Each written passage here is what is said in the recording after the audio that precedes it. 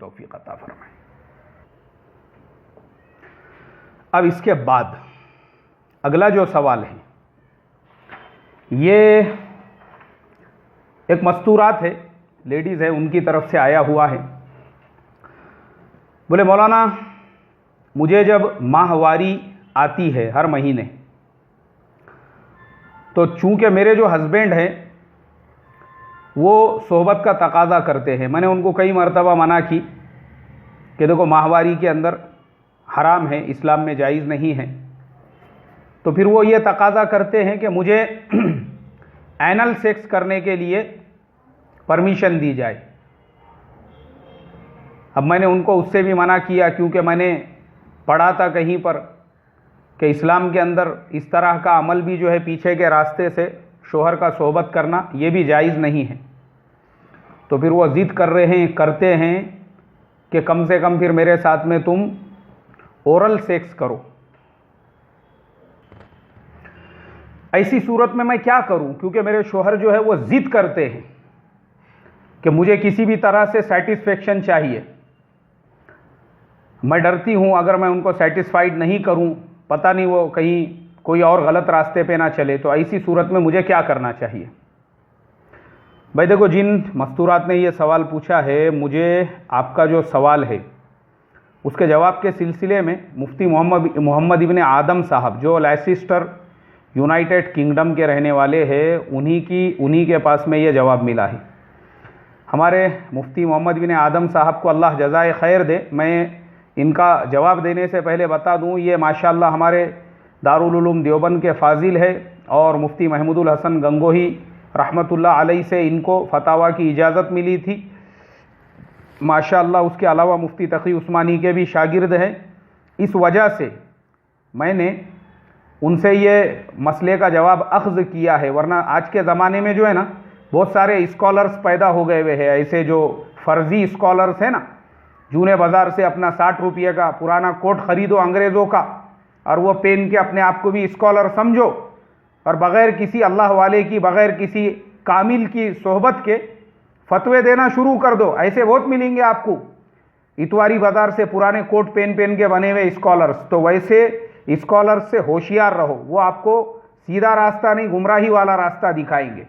और ये ऐसे जो लोग हैं, मैंने जो देखा, मैं पहले इंसान का नाम देखकर पूरी तहकीक करता हूँ कि ये इनका मसलक क्या है, मशरब क्या है, किसके तरबियत याफ्ता है, किसकी सोबत याफ्ता है, और उसके बाद में उनसे हम फतवा अख्ज़ करते हैं। ऐसा नहीं है कि खाली नाम देख लिए और बस पढ़ लिए उनकी किताब में उन्होंने ये जवाब दिया है, नहीं, ऐसा मत करो।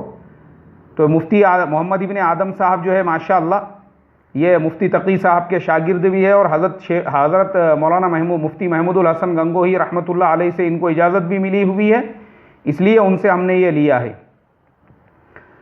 मुफ्ती मोहम्मद इब्ने आदम साहब ने बड़े बेहतरीन अंदाज में इसका जवाब दिया, बहुत ही लंबा चौड़ा उन्होंने जो है इसका जवाब दिया। सबसे पहले तो एनल सेक्स जो है उसके बारे में लिखा, anal sex is strictly prohibited in Islam. There are many narrations of the messenger of Allah bless him and give him peace, which emphasize this.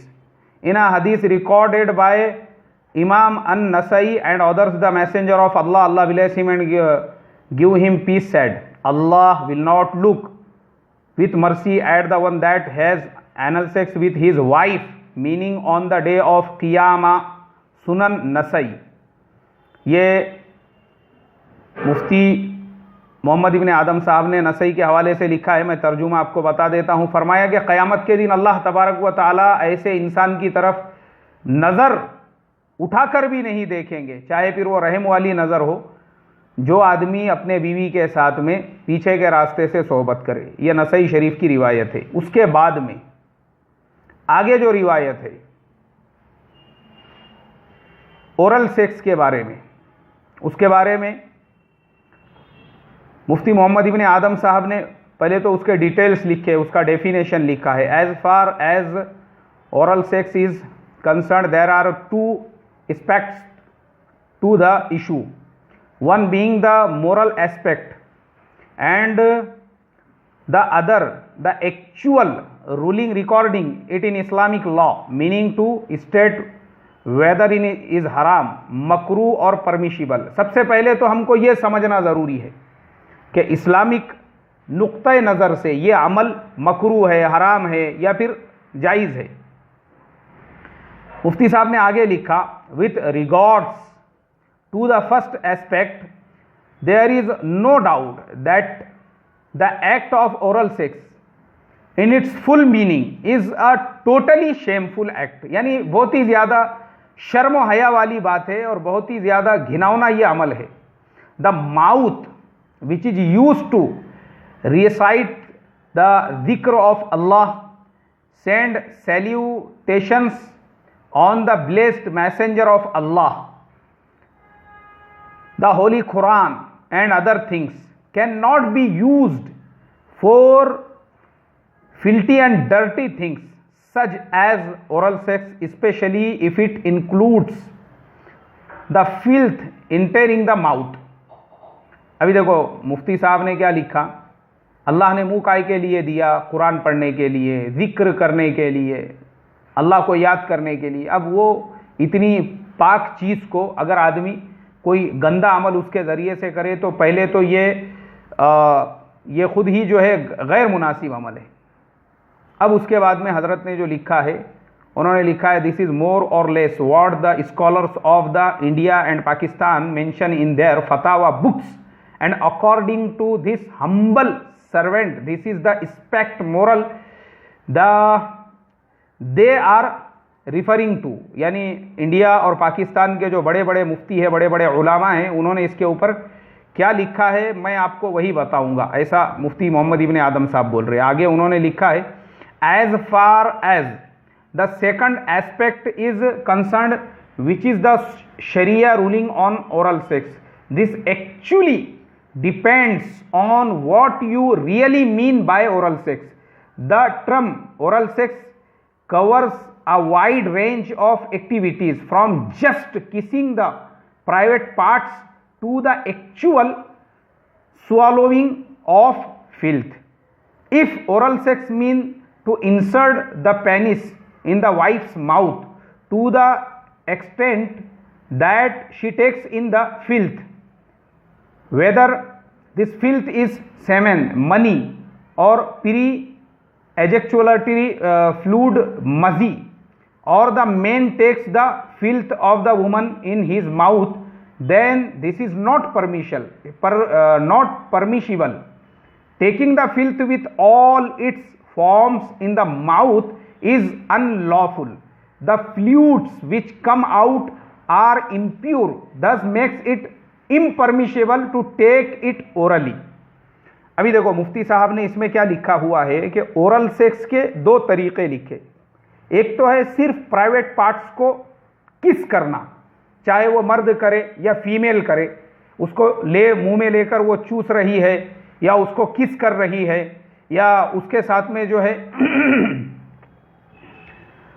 खेल रही है, तो ये चीज़ों को उन्होंने मकरूह के दर्जे में लिखा है, चाहे वो फिर मर्द करे या औरत करे। लेकिन अगर वो मर्द के प्राइवेट पार्ट्स को मुंह में लेकर ऐसे चूस रही है या उसकी इस तरीके से अपने मुंह से मसाज कर रही है कि मर्द एकदम हैजानी कैफियत में आ जाए और मर्द का जो मनी है वो पूरा क्या पूरा वो औरत के मुंह में छोड़ दे, तो ये सराहतन हराम है, नाजायज़ है। उसके अलावा ऐसे ही मर्द अगर औरत के रहम में अपना मुंह डालता है, उसको चूम रहा है, चाट रहा है, उसको किसिंग कर रहा है, तो ये सूरत उसके लिए मकरूह वाली होंगी। लेकिन औरत के ऊपर ऐसी हैजानी कैफियत तारी हो जावे कि वो अपना पूरा क्या पूरा मनी अगर मर्द के मुंह में छोड़ दे या वहां से निकल के उसके मुंह के पास में चला जावे, तो ये सराहतन हराम है और नाजायज़ है। आगे मुफ्ती साहब ने लिखा, how ever if the same act is practiced by using a condom to prevent the sexual fluids entering the mouth, or the wife merely kisses her husband's penis and the husband kisses her genitals and they avoid any areas where there is ejaculatory fluid, then this should be according to this humble servant, and Allah knows best, permissible all thoughts disliked. लिखा है कि अगर मर्द condom का use करता है और उसके साथ अगर वह औरत उसको मुंह में लेती है, चूमती है, चाटती है, चूसती है और उसका जो पूरा पानी है वो उसमें गिरता है, तो फिर इसकी किसी हद तक उन्होंने इजाजत दी है। आगे लिखा है, it's mentioned in the famous Hanafi फिक्ह reference book and one regarded as a fundamental source in the school अल फतावा अल हिंदिया। फतावा हिंदिया के हवाले से मुफ्ती साहब ने लिखा है, अब ये फतावा हिंदिया की मैं इबारत पढ़ रहा हूँ। If a man insert his penis in his wife's mouth it is said that is disliked मकरूह and other said that is not disliked.